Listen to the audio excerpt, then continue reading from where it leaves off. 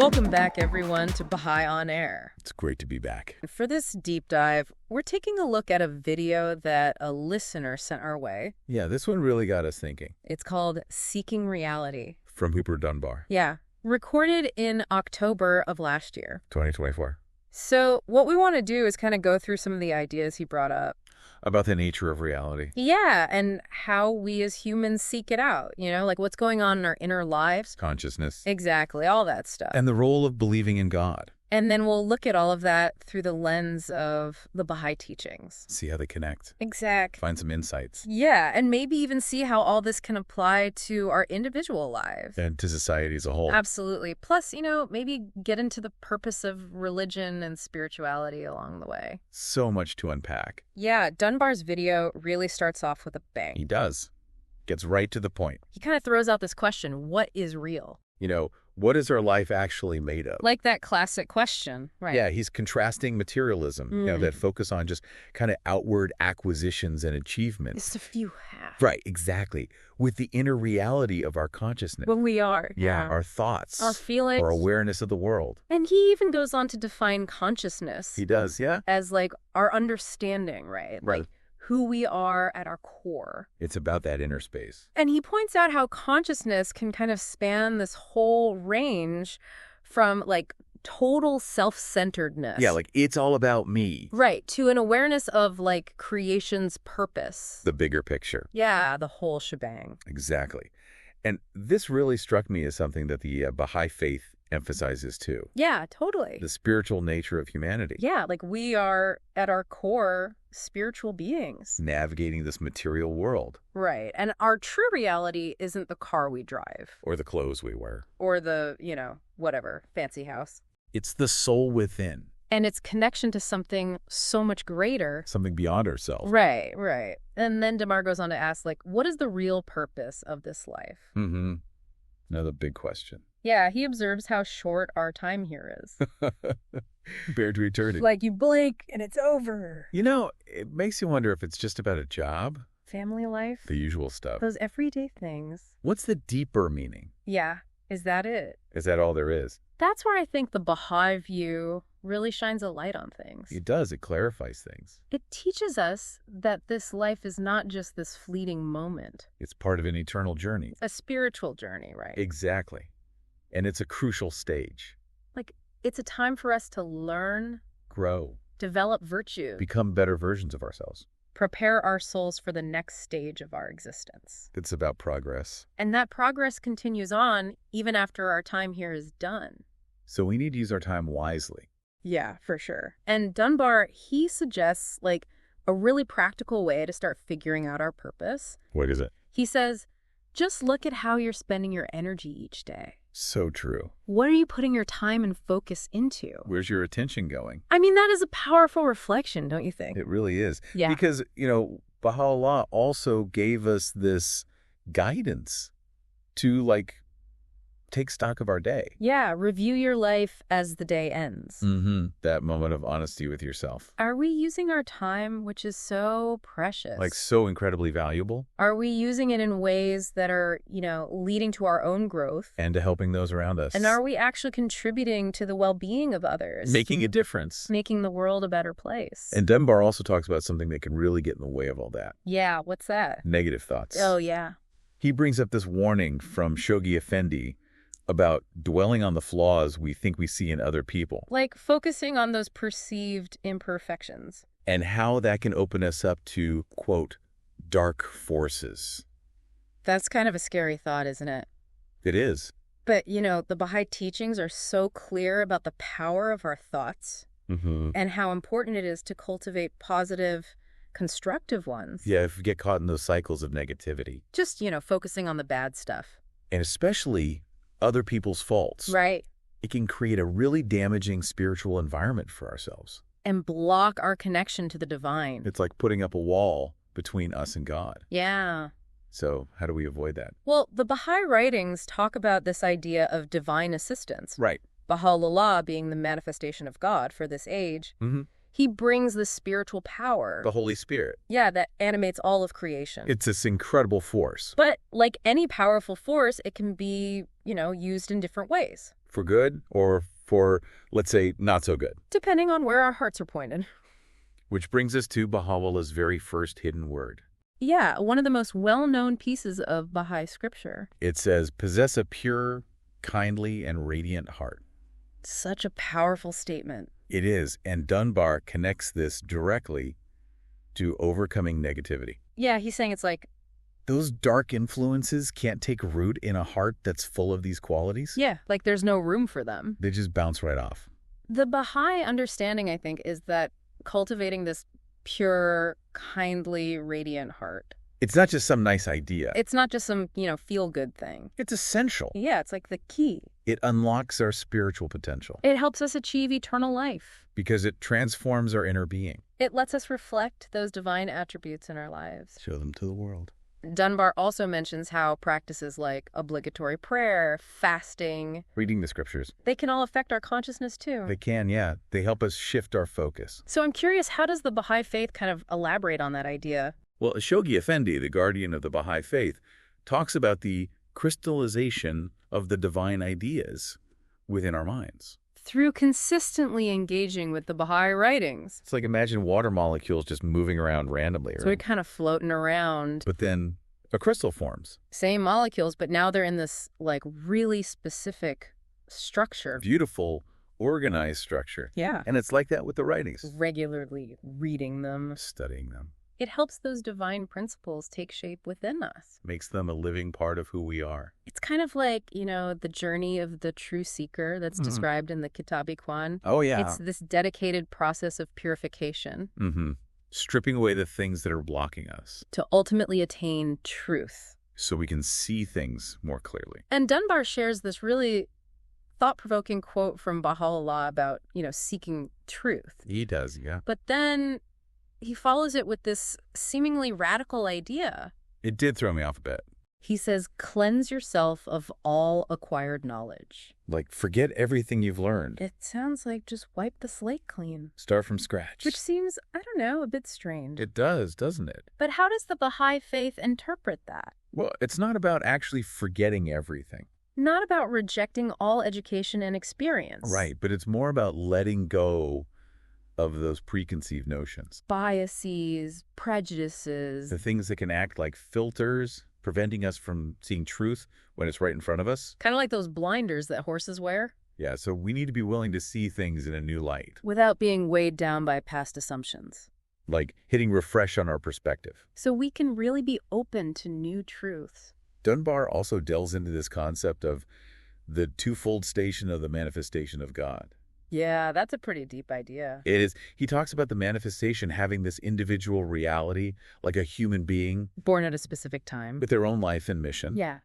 But also embodying the primal will. The universal consciousness. Right, and this can be a bit hard to wrap our heads around. It is a profound concept. So how do the Baha'i teachings explain this? Well, they say that a manifestation, like Baha'u'lláh, they have both an individual reality. As a person. Right.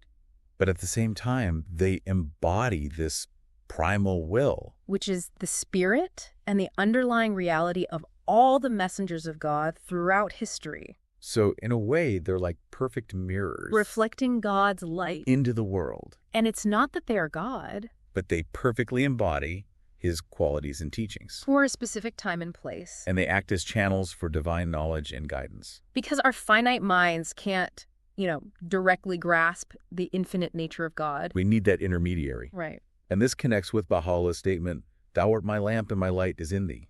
Ah, yes. Dunbar links this to the unique potential that lies within each of us. Yeah, he's saying it's not just some poetic phrase. It points to our inherent spiritual capacity. The potential God has placed within every human soul.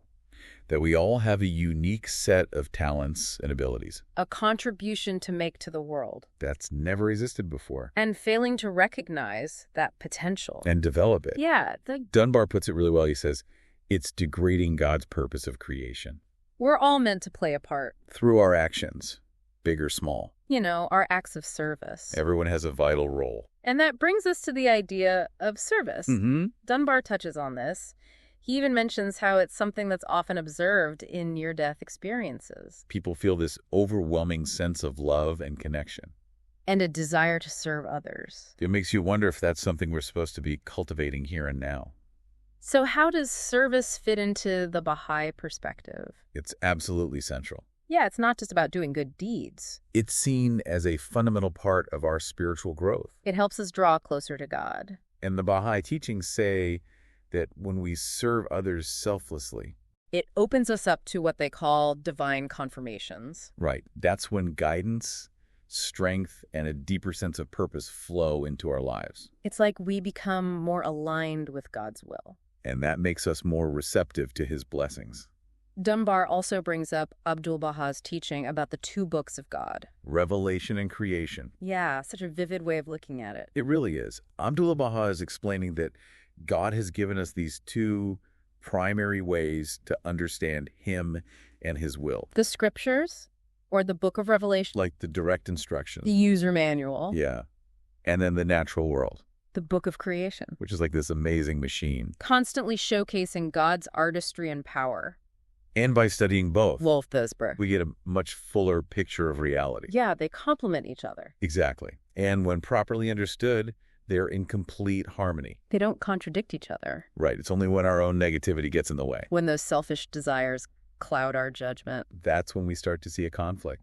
Like we're putting our own spin on things. Yeah. He also touches on the idea of imperfection. Something we all struggle with. Yeah, we all have our flaws. He points out that even those imperfections can highlight God's attribute of forgiveness. Which is reassuring. But he also mentions that belief in the manifestation sets us on a path of, Of recognizing those imperfections. and then actively working to overcome them. So it's not about just accepting them. Right. It's about striving for progress. Continuous improvement. And the Baha'i teachings really emphasize that. We're all on a journey. Perfection isn't the goal in this life. It's about trying to be better each day. And recognizing Baha'u'lláh as the manifestation. It gives us the tools and the guidance to do that. We can see our shortcomings more clearly. And we have the spiritual strength to make those changes. Yeah. And Dunbar brings in this statement from Abdu'l-Bahá. Oh, yeah. He says that science is an effulgence of the Sun of Truth. And he connects that to the Baha'i principle of the harmony between science and religion. Yeah, the idea that they're not in conflict, Right. but actually work together. So is this a big concept in the Baha'i faith? Absolutely. The Baha'i faith really champions the idea that science and religion are both essential for understanding reality. Like two sides of the same coin, Yeah, they're both tools. like two wings of a bird. You need both of them to fly. Right. And Baha'u'lláh, in his Tablet of Wisdom, even states that all progress Scientific or otherwise, is ultimately a gift from God. it all comes back to that divine source. And the Baha'i revelation is described as, quote, an eye to past ages and centuries. It offers a unique understanding. One that can lead to real progress in all areas of human endeavor. Dunbar also highlights some pretty strong words from Abdu'l-Bahá about denying the afterlife. Oh, yeah. What did he say? He called it one of the most degrading things that can happen to a human being Wow. because it basically strips away meaning from our existence. Takes away the purpose. If this life is all there is, then what's the point? Yeah, and the Baha'i perspective really emphasizes the reality of the afterlife. Our spiritual journey continues, It doesn't just end here. and that gives our actions in this world so much more weight. It's not just about the here and now. Our spiritual growth, our service to others, It all contributes to our progress in the next realm. and writings like the Dawnbreakers, Mm-hmm. they're filled with these inspiring stories of sacrifice and dedication. It shows us that what we do here matters eternally. And as Dunbar points out, really engaging with the language of the Baha'i writings. Yeah, those writings are full of rich metaphors and symbolism. It can help us understand these topics on a deeper level. Unlock new layers of meaning. Yeah.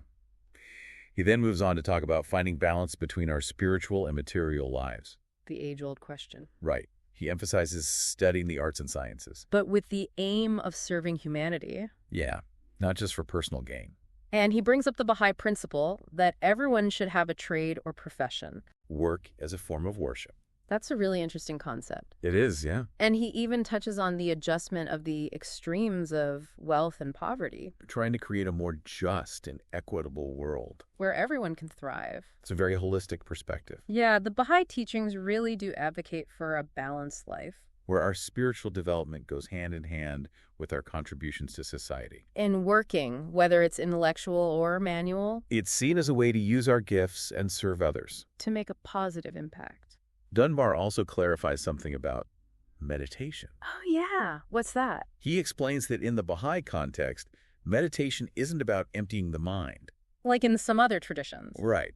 But it's about turning towards the light of the spirit. And deeply contemplating the Baha'i writings. So it's an active form of reflection, It's about engaging with those sacred texts. trying to understand their meanings and how to apply them to our lives It's about strengthening our connection to the divine. through focused contemplation. So it's not just about, like, zoning out. No, it's about active engagement. Dunbar also brings up this teaching from Bahá'u'lláh about creation. Mm-hmm. Bahá'u'lláh says that there is no beginning to creation and no end. Which is different from some scientific theories about the Big Bang. Right. So what's the Baha'i perspective on this? This teaching emphasizes the eternal nature of both God and his creation. Like, existence has always been and always will be. It's a much grander and more continuous view of reality. It really stretches our imaginations. And then he moves on to this truly mind-blowing idea. Life on other planets. I love this topic. Me too. Baha'u'lláh mentions messengers of God appearing in all the worlds of God. Every planet, every star. It's not just us. We're not alone. And Abdu'l-Bahá even clarifies that these beings have free will, consciousness. And they have a physical makeup that's suited to their own planets. They're adapted to their environments. It's amazing to think about. It really broadens our perspective on creation. Yeah, like the universe is teeming with life. And God's guidance reaches all of it. Dunbar then quotes a powerful question. Thinkest thou that thou art a puny creature when within thee is enfolded the universe? It's like we contain multitudes. And this leads into Baha'u'llah's statement that God has made man in his image and likeness. So what does that mean in the Baha'i context?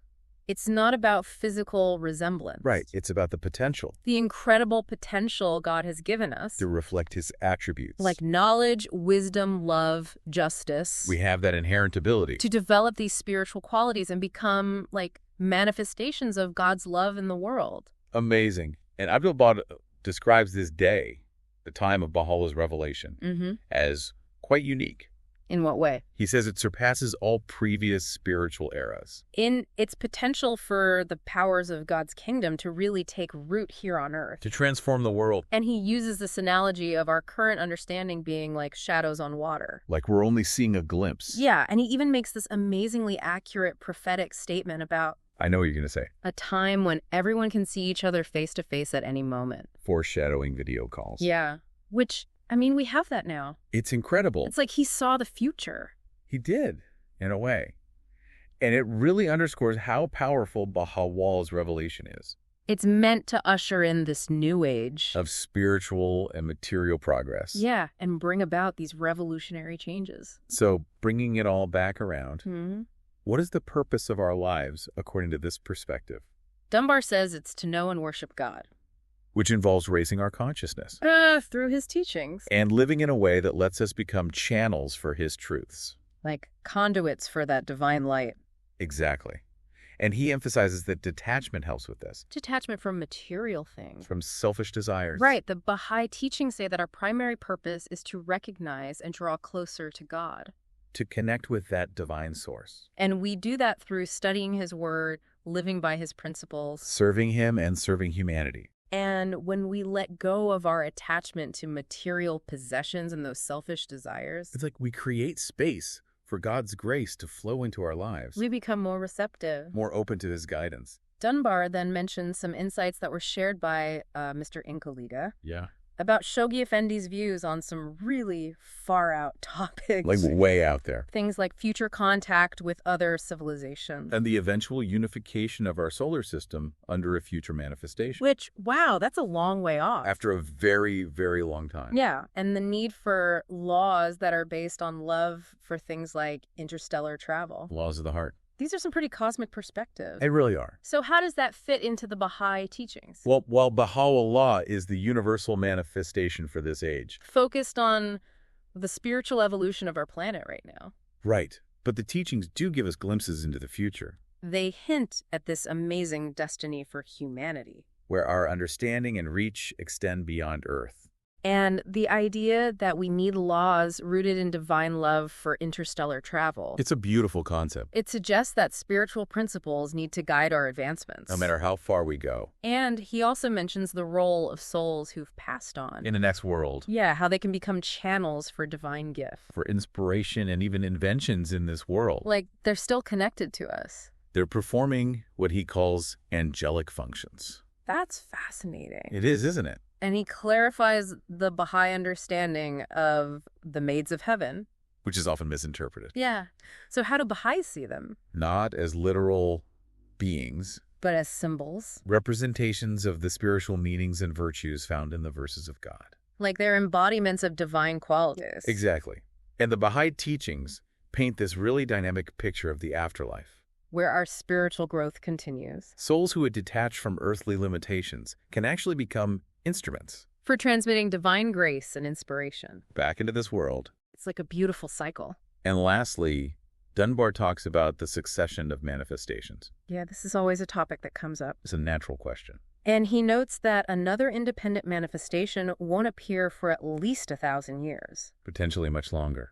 Abdu'l-Bahá even mentioned thousands or even 10 to 15,000 years. A long time. And Dunbar emphasizes the uniqueness of Baha'u'llah's revelation. How vast and comprehensive it is. Yeah, and that there are no specific criteria given for recognizing the next manifestation. So we have to be careful about anyone claiming to be one. And he points out that all future prophets will be under Baha'u'llah's spiritual influence. For a very long time. For 500,000 years, to be precise. Wow. And he also clarifies the role of guardian angels. What do? They can inspire us and remind us of God's teachings. But they don't interfere with our free will. Because that free will is essential for our spiritual growth. We have to make our own choices. Yeah. So, as we wrap up this deep dive into Hooper Dunbar's video. And the Baha'i perspective on reality and the purpose of life. I hope this exploration has given you some new insights to think about. And maybe even some aha moments. This journey of seeking truth is so personal. It's unique to each individual. But it's incredibly enriching to have divine guidance along the way. To have these teachings to guide us. And to make those conscious efforts to understand ourselves and the world around us. Absolutely. It's an ongoing process. The connections between the spiritual and material. The potential within each of us. The unfolding of God's plan for humanity. It's all so fascinating. It really is. There's so much to explore. And we encourage you to delve deeper. Check out the Baha'i ratings. See how these principles resonate with your own understanding. And we'd love to hear from you. What other topics are sparking your curiosity? Send us your suggestions for future deep dives. We're always eager to explore what's meaningful to you. Thanks so much for joining us on the deep dive. Until next time. See you then.